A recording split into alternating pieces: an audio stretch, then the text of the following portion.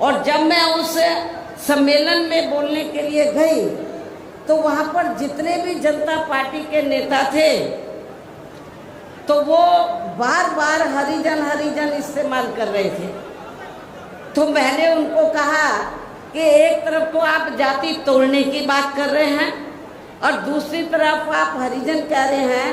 यदि हम इसको पॉजिटिव सेंस में ले तो हम तो हरि का मतलब ईश्वर, हम तो ईश्वर की औलाद होगी तो बाकी लोग क्या शैतान की औलाद है। ये मैंने 1977 में जब मुझे उन्होंने ऑल इंडिया की तरफ से इनवाइट किया तो ये मैंने वहां पर बोला था। भागीदारी दस्तक, भारत की आवाज। चुनावी जनसभा में इकट्ठा हुए बहुजन समाज पार्टी व भारतीय राष्ट्रीय लोकदल के बने इस गठबंधन के सभी छोटे बड़े पदाधिकारी, नेता एवं कार्यकर्ता गए। आज आप लोग यहाँ हरियाणा प्रदेश में विधानसभा के लिए हो रहे आम चुनाव में अपने गठबंधन के उम्मीदवारों के समर्थन में हमें सुनने के लिए यहाँ भारी संख्या में इकट्ठा हुए हैं, तो उसके लिए मैं आप सभी लोगों का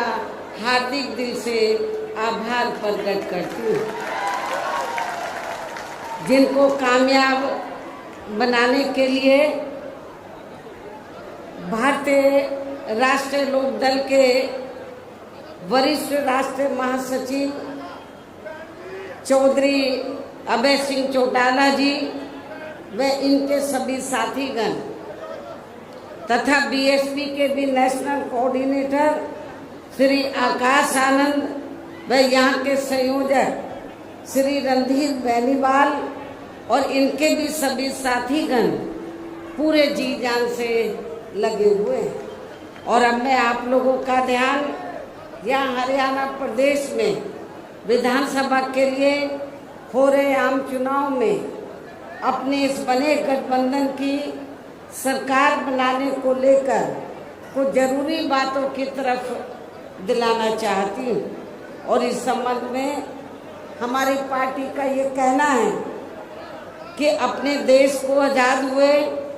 व भारतीय संविधान को भी लागू हुए अब बरसों बीत चुके हैं और इस लंबी अवधि में केंद्र व आपके हरियाणा प्रदेश में भी विभिन्न विरोधी पार्टियों की सरकारें रही हैं। लेकिन दुख की बात यह है कि इस दौरान आपके हरियाणा प्रदेश में भी यहाँ विरोधी पार्टियों की रही सरकारों में सर्व समाज में से खासकर दलितों, आदिवासियों, पिछड़े वर्गों, मुस्लिम व अन्य धार्मिक अल्पसंख्यकों के साथ साथ गरीबों, मजदूरों, किसानों, व्यापारियों एवं अन्य मेहनतकश लोगों का भी पूर्ण रूप से विकास व उत्थान आदि नहीं हो सका है। जिनकी सरकारों की गलत नीतियों एवं गलत कार्य प्रणाली आदि को अभी नहीं और ज़्यादा आजमाने की ज़रूरत नहीं है। और इस मामले में खास तौर से मैं दलितों, आदिवासियों व अन्य पिछड़े वर्गों के लोगों को ये बताना चाहूँगी कि इन वर्गों को परम पूज्य बाबा साहब डॉक्टर भीमराव अंबेडकर के कड़े संघर्ष एवं अथक प्रयासों से भारतीय संविधान में मिले कानूनी अधिकारों में से विशेषकर सरकारी नौकरियों में जो इन्हें आरक्षण की सुविधा मिली है, तो उसे यहाँ पहले कांग्रेस की और अब बीजेपी की तथा अन्य और पार्टियों की भी रही सरकारों की या चल रही सरकारों की जातिवादी सोच व मानसिकता के चलते इन्हें ये आरक्षण का पूरा लाभ नहीं दे पा रहे हैं। और अब तो इनके इस आरक्षण को ये पार्टियां ये सभी पार्टियां, कांग्रेस, बीजेपी व अन्य जो जातिवादी पार्टियां हैं, ये सभी पार्टियां तो अब तो इनके आरक्षण को मान्य कोर्ट की आड़ में इसे प्रभावहीन बनाने में व खत्म करने की भी पूरी कोशिश में लगी हुई है। और इसका खास उदाहरण दिनांक 1 अगस्त 2024 को माननीय सुप्रीम कोर्ट का दिया गया निर्णय, जिसमें कोर्ट ने SC व ST के आरक्षण में, मैं इधर SC ST क्यों बोल रही हूँ, शेड्यूल कास्ट और शेड्यूल ट्राइब्स, क्योंकि संविधान में जो दलित वर्ग के लोग हैं, तो संविधान में दलितों के लिए तो हरिजन लफ्ज का इस्तेमाल नहीं किया गया है, बल्कि अनुसूचित जाति व जनजाति लफ्ज का इस्तेमाल किया गया। मैं चाहूंगी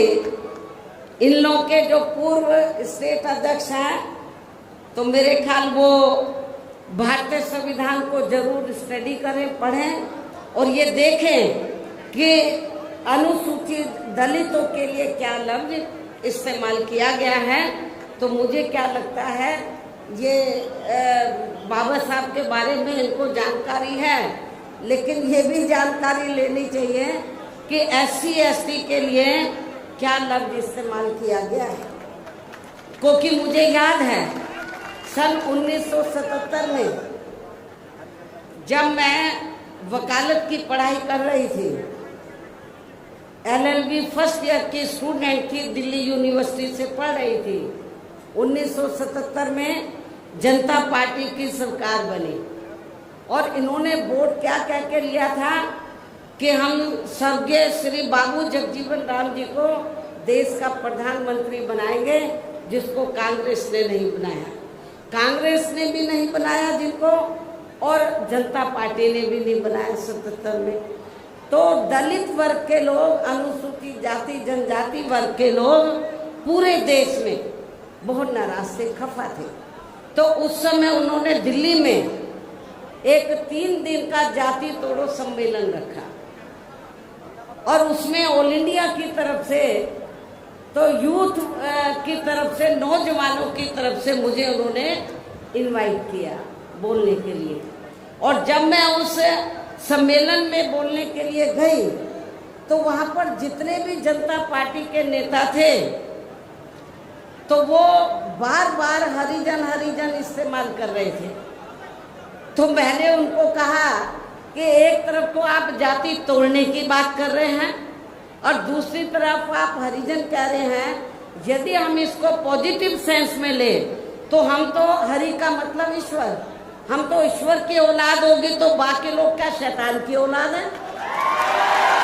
ये मैंने 1977 में जब मुझे उन्होंने ऑल इंडिया की तरफ से इनवाइट किया, तो ये मैंने वहाँ पर बोला था। तो उधर ही जो जनता पार्टी के जो नेतागण लोग थे, उन्होंने माफ़ी मांगी और कहा कि, मैंने बोला कि आपको, आज सरकार संविधान से चलती है और संविधान के हिसाब से आप लोगों को, जो वीकर सेक्शन के लोग हैं, तो उनको अनुसूचित जाति जनजाति और अन्य पिछड़ा वर्ग बोलना चाहिए, तो ये ज़्यादा बेहतर होगा। उनको रियलाइज करना पड़ा और ये कहना पड़ा कि बहन जी जो बोल रही है वो सही बोल रही है। तो मैं आपको ये बताना चाह रही थी, माननीय सुप्रीम कोर्ट ने भी 1 अगस्त 2024 को, इसी वर्ष, माननीय सुप्रीम कोर्ट का दिया गया निर्णय है रिजर्वेशन को लेकर, जिसमें माननीय सुप्रीम कोर्ट ने, तो उन्होंने हरिजन नहीं बोला, ये जजमेंट आप उठा के देख लो। तो उन्होंने SC व ST के आरक्षण में वर्गीकरण व क्रीमी लेयर आदि को लागू करने की बात कही, जो नहीं होना चाहिए था। SC ST को जो रिजर्वेशन मिला है, परम पूज्य बाबा साहब डॉक्टर अंबेडकर के अथक प्रयासों से, उस रिजर्वेशन में अभी तक उसमें कोई अलग से रिजर्वेशन नहीं था जो बाबा साहब ने व्यवस्था की थी। SC ST के लिए रिजर्वेशन है तो SC ST के लोगों को रिजर्वेशन मिलेगा, लेकिन रिजर्वेशन में से रिजर्वेशन की व्यवस्था बाबा साहब ने नहीं की थी। और रिजर्वेशन में से रिजर्वेशन का मतलब है शेड्यूल कास्ट को आपस में लड़ाना, SC ST को ये लड़ते रहे कि इसको कम मिला, इसको ज्यादा मिला है, जो ये नहीं होना चाहिए था, जो ये नहीं होना चाहिए था। लेकिन दुख की बात है कि सेंटर की ओर से बीजेपी की सरकार है, सेंटर के में उनकी ओर से सरकारी वकील खड़े हुए, कांग्रेस के भी वकील खड़े हुए और भी वकील खड़े हुए, उन्होंने माननीय सुप्रीम कोर्ट की हाँ में हाँ मिलाई। तो जिसकी वजह से तो जो देश में SC ST वर्ग के लोग हैं तो उनको आरक्षण में उनके आरक्षण में वर्गीकरण व क्रीमी लेयर आदि को लागू करने की बात उन्होंने कही, जो ठीक नहीं था। इस निर्णय से हमारी पार्टी बिल्कुल भी सहमत नहीं है। और यदि इन वर्गों के आरक्षण के मामले में केंद्र की वर्तमान भाजपा सरकार, जो बीजेपी भी कहती है कि हम आरक्षण के पक्षधर हैं, तो यदि इन वर्गों के आरक्षण के मामले में केंद्र की वर्तमान भाजपा सरकार की भी नीति व नीयत साफ होती तो फिर ये सरकार माननीय सुप्रीम कोर्ट के आरक्षण को लेकर आए इस निर्णय को बिना कोई देरी किए हुए उसे निष्प्रभावी बनाने व पूर्व की स्थिति में लाने के लिए संसद का विशेष सत्र बुलाकर फिर संवैधानिक संशोधन विधेयक जरूर लाती और उसे विपक्ष को साथ में लेकर पास भी जरूर कराती। और इतना ही नहीं बल्कि इसके लिए कांग्रेस व इनके इंडिया गठबंधन ने अभी तक भी केंद्र सरकार पर कोई दबाव नहीं बनाया। ना तो केंद्र में बीजेपी की सरकार संवैधानिक संशोधन विधेयक लाई इस जजमेंट के खिलाफ, और ना ही इंडिया गठबंधन ने, बाहर तो वो दबी जबान में कहते हैं हम आरक्षण के पक्ष में हैं, लेकिन पार्लियामेंट के अंदर उन्होंने इसके लिए कोई आवाज नहीं उठाई। और ऐसा करना तो बहुत दूर की बात रही, बल्कि इन्होंने माननीय सुप्रीम कोर्ट के इस निर्णय पर, इस आए निर्णय पर अभी तक कुछ भी खुलकर नहीं बोला है। और इस मामले में केंद्र की भाजपा सरकार व अधिकांश सभी विरोधी पार्टियां अभी तक भी चुप्पी साधे हुए हैं। यहाँ मैं ये भी बता देना चाहती हूँ कि माननीय कोर्ट ने SC ST आरक्षण में वर्गीकरण करने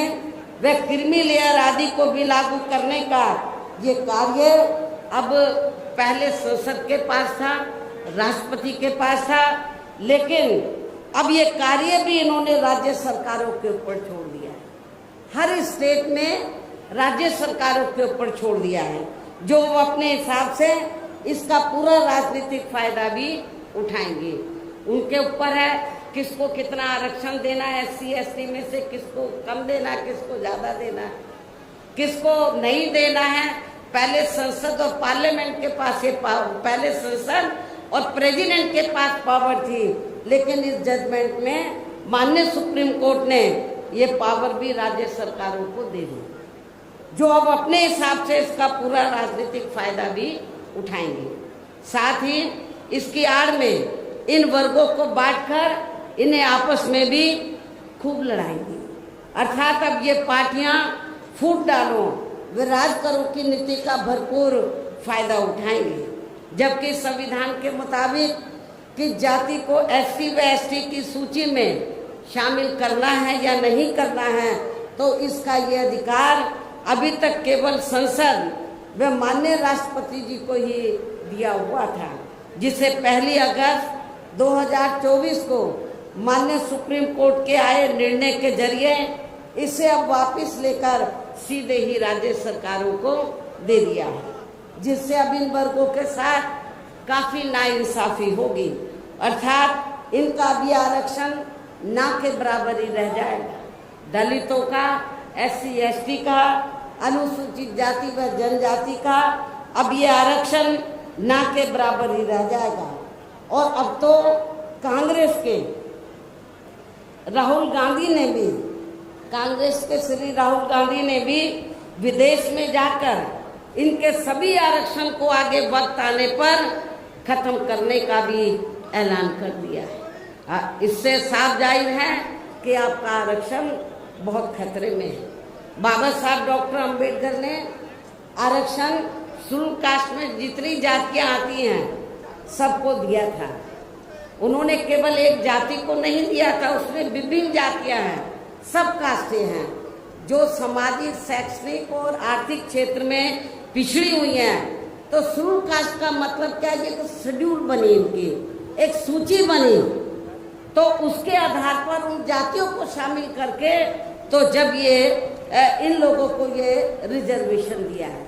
SC ST में, उसमें एक ही जाति नहीं आती है, उसमें विभिन्न जातियां आती है। तो जिसका नाम क्या दिया बाबा साहब ने? एक सूची बनाई, शेड्यूल कास्ट, शेड्यूल ट्राइब्स। इसलिए इन वर्गों के लोगों को बाबा साहब डॉक्टर भीमराव अंबेडकर द्वारा जो इन्हें, इन सभी वर्गों के लोगों को SC ST में जो विभिन्न जातियां आती हैं, तो इन वर्गों के लोगों को बाबा साहब डॉक्टर भीमराव अंबेडकर द्वारा जो इन्हें आरक्षण का ये संवैधानिक अधिकार दिया है, तो इसे बचाने के लिए अब यह हरियाणा प्रदेश में हो रहे विधानसभा चुनाव में इन वर्गों को, ऐसी सभी आरक्षण विरोधी पार्टियों को अपना कतई भी वोट नहीं देना है। ऐसे आरक्षण विरोधी पार्टियों को अपना कतई भी वोट नहीं देना है जो ये पार्टियां माननीय सुप्रीम कोर्ट के आए इस निर्णय को बिल्कुल भी बदलने के लिए तैयार नजर नहीं आती है। अर्थात इस मामले में केवल ये पार्टियां इन वर्गों को गुमराह करने में ही लगी हैं। ऐसी स्थिति में अब इन वर्गों को यहाँ विधानसभा के हो रहे आम चुनाव में अपने बने इस गठबंधन की ही सरकार बनाकर इसे लागू होने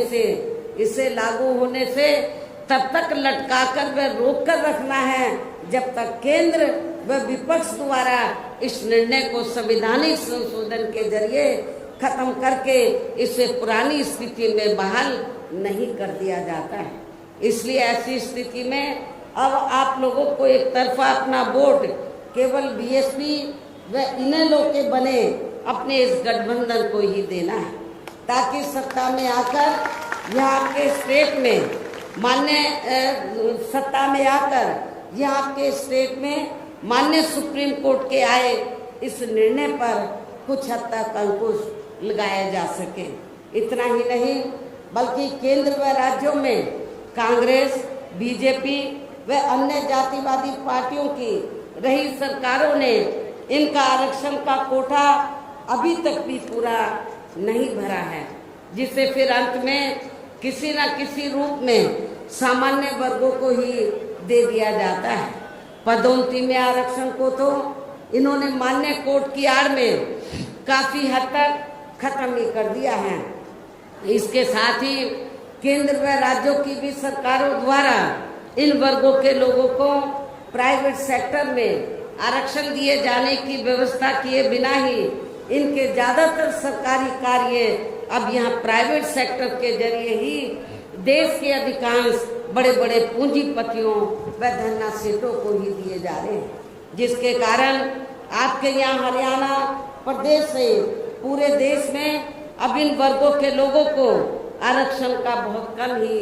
लाभ मिल पा रहा है। और इससे अब पूरे देश में दलितों व आदिवासियों के साथ साथ अन्य पिछड़े वर्गों का भी काफी ज्यादा नुकसान हो रहा है। आपके हरियाणा प्रदेश में SC ST की तरह जो OBC वर्ग के लोग हैं, अन्य पिछड़े वर्ग के लोग हैं, इनकी भी काफी तादाद है। जबकि अन्य पिछड़े वर्गों के लोगों को ये भी मालूम होना चाहिए कि इन्हें मंडल कमीशन की रिपोर्ट के तहत आरक्षण की ये सुविधा केंद्र में कांग्रेस पार्टी की रही सरकार में, बल्कि BSP के केंद्र की सरकार में नहीं, बल्कि BSP के कड़े संघर्ष एवं अथक प्रयासों से केंद्र में रही श्री BP सिंह की सरकार में ही मिली है, जिसका भी अब यहाँ जातिवादी विरोधी पार्टियों की चल रही सरकारें इन्हें पूरा लाभ नहीं दे पा रही हैं। इसके साथ ही श्री बीपी सिंह की सरकार में ही इन वर्गों के मसीहा परम पूज्य बाबा साहब डॉक्टर भीमराव अंबेडकर को भी यहाँ भारत रत्न की उपाधि से सम्मानित किया गया था, जिसके लिए वो हर प्रकार से पात्र भी थे। जबकि इन्हें ये सम्मान उनके जीते जी परम पूज्य बाबा साहब डॉक्टर भीमराव अंबेडकर के जीते जी केंद्र में रही कांग्रेस पार्टी की सरकार में बहुत पहले मिल जाना चाहिए था। लेकिन कांग्रेस पार्टी की सरकार ने इनके देहांत के बाद भी इन्हें काफी समय तक ये सम्मान नहीं दिया। इससे इन वर्गों के प्रति इस कांग्रेस पार्टी की हीन व जातिवादी मानसिकता साफ झलकती है। इतना ही नहीं बल्कि इनके कारवां को आगे बढ़ाने वाले वे हर मामले में समर्पित रहे व्यक्तित्व मान्यवर श्री कांशीराम जी के देहांत होने पर केंद्र में रही इसी कांग्रेस पार्टी की सरकार ने इनके सम्मान में एक दिन का भी राष्ट्रीय शोक घोषित नहीं किया था। इसके साथ ही इन वर्गों के लोगों को जुर्म जाति से निजात दिलाने के लिए जो भी यहाँ नियम व कानून आदि बने हैं तो उन पर भी केंद्र व राज्यों की सरकारें सही से अमल नहीं कर पा रही हैं, जिससे अब यह खासकर दलितों, आदिवासियों व अन्य पिछड़े वर्गों के ऊपर शोषण करने वाले लोगों का मनोबल और भी ज़्यादा बढ़ रहा है। और ये सब हमें यहाँ आपके हरियाणा प्रदेश में भी काफ़ी कुछ देखने के लिए मिल रहा है। इसी प्रकार हमें पूरे देश में मुस्लिम व अन्य धार्मिक अल्पसंख्यक समाज के लोगों की भी अधिकांश मामलों में हालत कोई खास अच्छी नजर नहीं आती है। इसके साथ साथ अपर कास्ट समाज व जाट समाज में भी खासकर गरीब लोगों की भी आर्थिक स्थिति अभी भी यहाँ आपके हरियाणा प्रदेश सहित पूरे देश में काफ़ी ज़्यादा खराब व दयनीय ही बनी हुई है। इनके अलावा आपके हरियाणा प्रदेश सहित पूरे देश में सर्व समाज में से विशेषकर यहाँ गरीब, मजदूर, किसान, कर्मचारी, व्यापारी एवं अन्य मेहनतकश लोग भी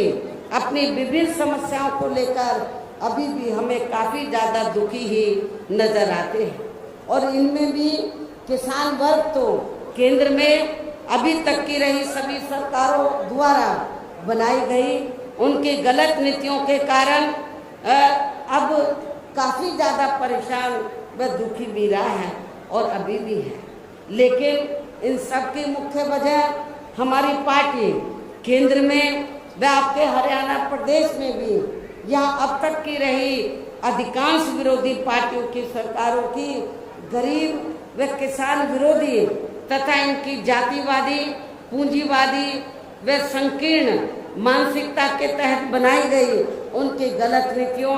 एवं गलत कार्य प्रणाली को ही काफ़ी हद तक जिम्मेवार मानकर चलती हैं। और इस मामले में खासकर इनकी गलत आर्थिक नीतियों की वजह से ही आए दिन यहाँ पूरे देश में गरीबी, बेरोजगारी व महंगाई आदि भी काफ़ी ज़्यादा बढ़ रही है, जिससे आम जनता काफ़ी ज़्यादा परेशान व दुखी भी है। इसके साथ साथ अभी भी अपने देश में भ्रष्टाचार हर स्तर पर काफ़ी ज़्यादा व्याप्त है, जिससे आपका खुद का अपना हरियाणा प्रदेश भी स्टेट भी अछूता नहीं रहा है। और इन सब का मुख्य कारण हमारी पार्टी आज़ादी के बाद से लेकर अभी तक केंद्र व देश के अधिकांश राज्यों में तथा आपके खुद के अपने हरियाणा प्रदेश में भी ज़्यादातर सत्ता यहाँ खासकर पूंजीवादी पार्टियों, जातिवादी व पूंजीवादी पार्टियों के हाथों में ही आने को मानकर चलती है, जिसके कारण ही अब पूरे देश में व आपके खुद के अपने प्रदेश में भी अभी भी हमें यहाँ सर्व समाज के लोग अधिकांश मामलों में काफ़ी ज़्यादा दुखी व परेशान ही नजर आते हैं। जबकि पूरे देश में बीएसपी ही अकेली एक ऐसी पार्टी है जो विरोधी पार्टियों की तरह देश के बड़े बड़े पूंजीपतियों व धन्ना सेठों की आर्थिक मदद से नहीं, बल्कि अपनी पार्टी के ही आम कार्यकर्ताओं की आर्थिक मदद से चुनाव लड़कर यहाँ केंद्र व राज्यों की भी सत्ता में आना चाहती है, ताकि हमारी पार्टी सत्ता में आने के बाद फिर बिना किसी दबाव के व आज़ाद होकर सर्व समाज के लोगों की सभी समस्याओं का समाधान करके उन्हें हर मामले में व हर स्तर पर खुशहाल बना सके। और इसी आधार पर चलकर ही आबादी के हिसाब से देश के सबसे बड़े प्रदेश अर्थात आपके पड़ोसी प्रदेश उत्तर प्रदेश में 4 बार हमारी पार्टी ने अपने नेतृत्व में वहाँ सरकार भी बनाई है। और हमने अपने सभी चारों रही सरकारों में अपनी पार्टी की विचारधारा एवं सिद्धांतों के तहत चलकर वैसे तो वहाँ सर्व समाज के हितों का पूरा ध्यान रखा है, लेकिन सभी मामलों में प्राथमिकता पहले हमने वहाँ सर्व समाज में से विशेषकर उन SC/ST वर्गों, पिछड़े वर्गों, मुस्लिम व अन्य धार्मिक अल्पसंख्यक समाज को तथा गरीब एवं असहाय लोगों को ही दिया है, जिनकी वहाँ हर मामले में व हर स्तर पर सभी विरोधी पार्टियों की रही सरकारों में उनकी हीन, जातिवादी, संकीर्ण व पूंजीवादी सोच होने के कारण काफ़ी ज़्यादा उपेक्षा की गई है। इसके साथ साथ हमने उत्तर प्रदेश में गरीब एवं बेरोजगार लोगों को दूसरी पार्टियों की रही सरकारों की तरह मामूली सा बेरोजगारी भत्ता न देकर उन्हें बड़ी तादाद में सरकारी एवं गैर सरकारी क्षेत्रों में स्थायी रोजगार भी उपलब्ध कराए हैं। इसके साथ ही गरीब भूमिहीन लोगों को खेती करने के लिए हमने उन्हें फ्री सरकारी जमीन भी दी है तथा गरीब आवासहीनों को भी तो 2-2 कमरों के फ्री सरकारी पक्के मकान भी दिए हैं, जिससे वहाँ लाखों गरीब लोगों को काफ़ी फायदा पहुँचा है। शहरों व देहातों को भी विकसित किया गया है। देहातों को डॉक्टर अंबेडकर ग्राम विकास योजना के तहत, शहरों को मान्यवर श्री काशीराम जी शहरी समग्र विकास योजना के तहत इनको डेवलप किया गया। इसलिए क्योंकि शहरों में और देहातों में घुसते ही मालूम पड़ जाएगा कि ये दलितों की बस्ती है, ये कमजोर वर्गों की बस्ती है, जिनको जातिवादी मानसिकता के तहत आज़ादी के बाद से लेकर लगातार जिन भी पार्टियों की सरकारें बनी उन्होंने उनको विकसित नहीं किया। लेकिन जब बीएसपी की सरकार बनी तो हमने बाबा साहब के नाम से योजना बनाकर उन बस्तियों को डेवलप किया और भी बस्तियों को गांव में डेवलप किया, तो जिसकी वजह से उनका रहन सहन में काफ़ी फर्क आया। इसके अलावा हमारी पार्टी की रही सरकार ने वह विभिन्न क्षेत्रों में लगे लोगों के साथ साथ छात्रों, युवाओं, महिलाओं व बुजुर्गों आदि के हितों में भी अनेकों महत्वपूर्ण व ऐतिहासिक कार्य किए हैं, जिनसे उन्हें काफ़ी ज़्यादा लाभ पहुंचा है। किसानों की भी अधिकांश समस्याओं का काफ़ी हद तक समाधान किया तथा उनकी फसलों का भी उन्हें समय से उचित दाम दिया गया है, जो आपके हरियाणा में भी शायद कभी इतना फायदा किसानों को नहीं पहुंचाया गया होगा। इतना ही नहीं बल्कि हमने उत्तर प्रदेश में सर्व समाज के लोगों के ऊपर किसी भी प्रकार की कोई जुर्म जाति आदि भी नहीं होने दी है। इसके साथ ही हमारी पार्टी की रही सरकार ने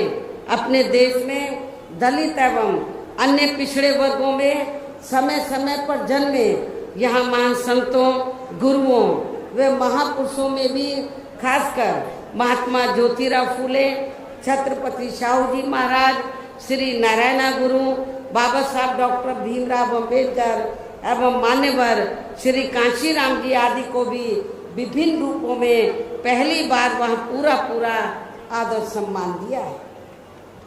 जिन्हें विरोधी पार्टियों के लोग अभी तक भी आसानी से पचा नहीं पा रहे हैं। इस प्रकार से उत्तर प्रदेश में हमारी पार्टी ने अपने सभी चारों रहे शासनकाल के दौरान वह हर मामले में व हर स्तर पर सर्व समाज के लोगों को काफ़ी बेहतरीन सरकार दी है। और यदि आप लोग भी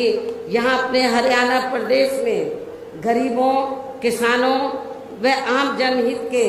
तथा विशेषकर कमजोर एवं उपेक्षित वर्गों के हितों में ऐसे ही कार्य करना चाहते हैं, इसके साथ ही आपके प्रदेश की जनहित से जुड़ी जो भी यहाँ स्थानीय समस्याएं हैं तो उन्हें भी आप दूर करना चाहते हैं, तो फिर आप लोगों को भी उत्तर प्रदेश की तरह ही यहाँ अपने हरियाणा प्रदेश में भी अपने इस बने गठबंधन की सर्वजन हिताय व सर्वजन सुखाय की नीतियों पर आधारित ही सरकार बनानी हो, जिसके लिए अब आप लोगों को यहाँ अपने हरियाणा प्रदेश में विधानसभा के लिए हो रहे आम चुनाव में अपने बने इस गठबंधन का ही बेहतर रिजल्ट लाना होगा। इसके साथ ही आप लोगों को वोट पड़ने तक यहाँ की सत्ताधारी पार्टी भारतीय जनता पार्टी व अन्य सभी विरोधी पार्टियों के साम दाम दंड भेद आदि हथकंडों से भी जरूर सावधान रहना है। और इस मामले में खासकर आप लोगों को विरोधी पार्टियों के जारी किए गए उनके हवाई वे प्रलोभन भरे चुनावी घोषणा पत्रों आदि के बहकावे में तो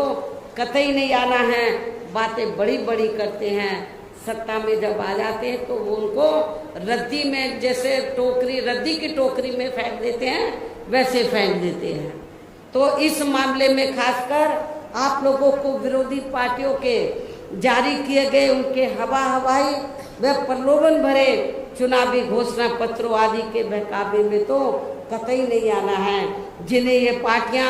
सत्ता में आने के बाद अधिकांश अमल में नहीं लाती हैं, जिस पर से अब जनता का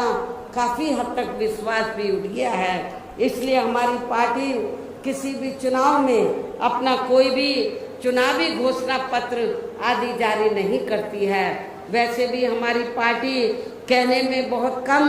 बल्कि कार्य करके दिखाने में ही ज़्यादा विश्वास रखती है, अर्थात जो कहती है तो उसे करके भी दिखाती है। ये सब हमने उत्तर प्रदेश में बिना